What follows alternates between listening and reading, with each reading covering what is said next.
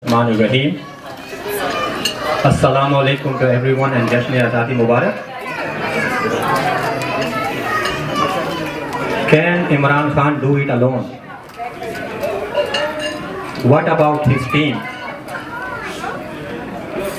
Will PTI be able to run this country if they come into the power?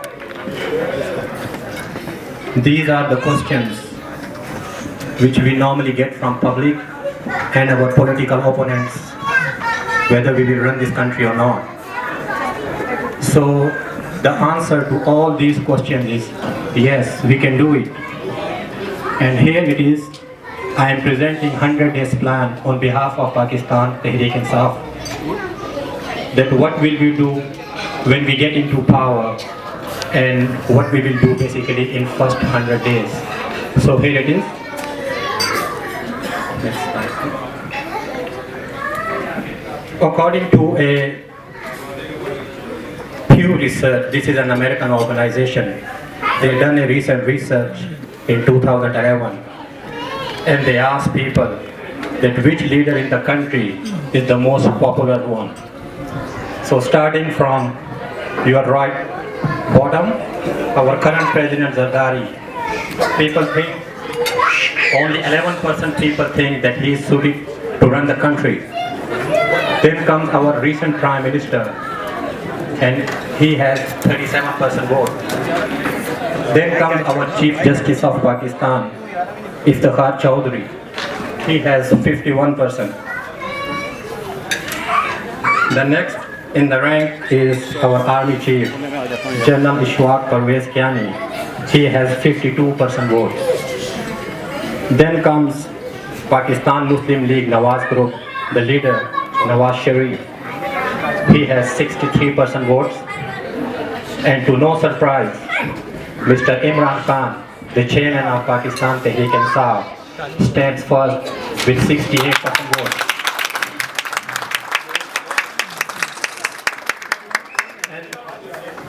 And this is the first time in the history of Pakistan that all other leaders are now below PTI and Imran Khan. And please, I would like to remind you that in 2008, in elections 2008, this is the same research center which predicted that Pakistan People Party will win, and they won it. So therefore, we have a good chance. Now, let me take you another poll. This is called YouGov at Cambridge University. A think tank recently conducted a poll which says that who is the best suited politician to lead Pakistan? And the answer is very, very clear. Nawaz Sharif 11%, Yusuf Raza Gilani 13%, and Imran Khan 77%.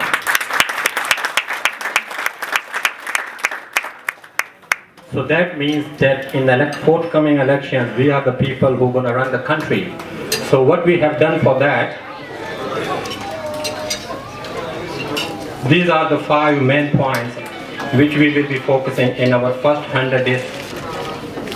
Number 1, withdrawal from war on terror, which has costed us 32 million lives and $70 billion loss to our economy. War against corruption, so ending war on terror and starting a war against corruption. Then comes economic reforms. Then educational emergency, because we are very backward country as far as the education is concerned. And last, judicial and police reforms. As we know that this part is called Tehreek-e-Insaf. Insaf means justice, so we should have a very, very powerful judicial system in the country. So in regard to withdrawal from war on terror, we will have a counter-terror strategy with priority given to political approaches.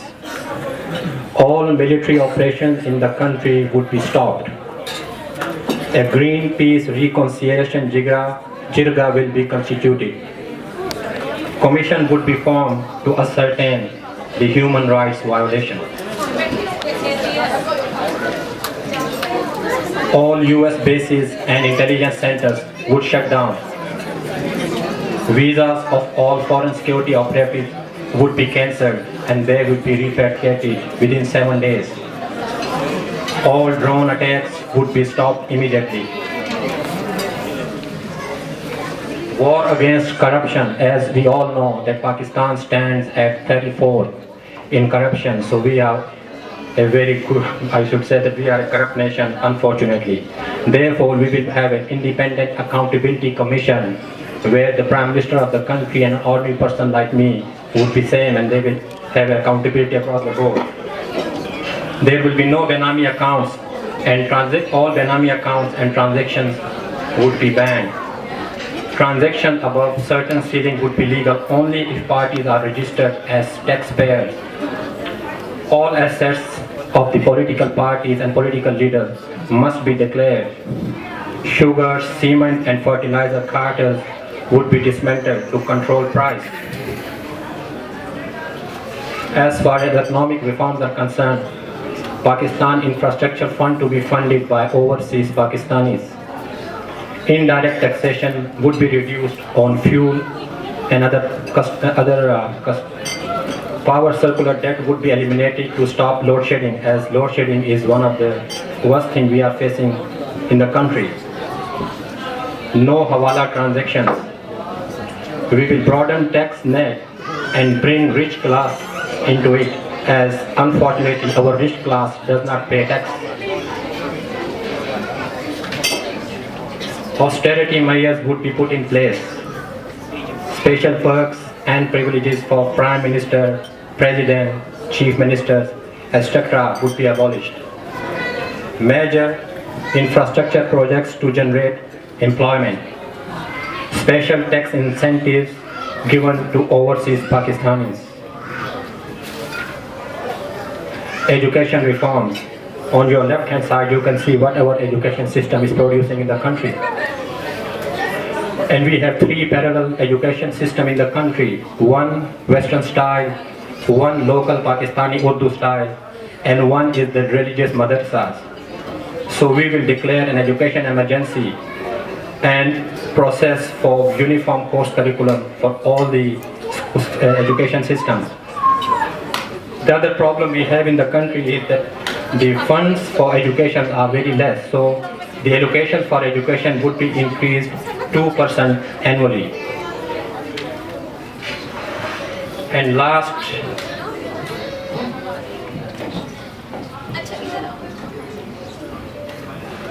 judicial and police reforms would be initiated to ensure rule of law. Appointment of judges through a judicial commission, no political involvement as it happens now. Everyone would be treated equally under rule of law, whether you are a Prime Minister or an ordinary citizen of the country. Thank you very much, ladies and gentlemen.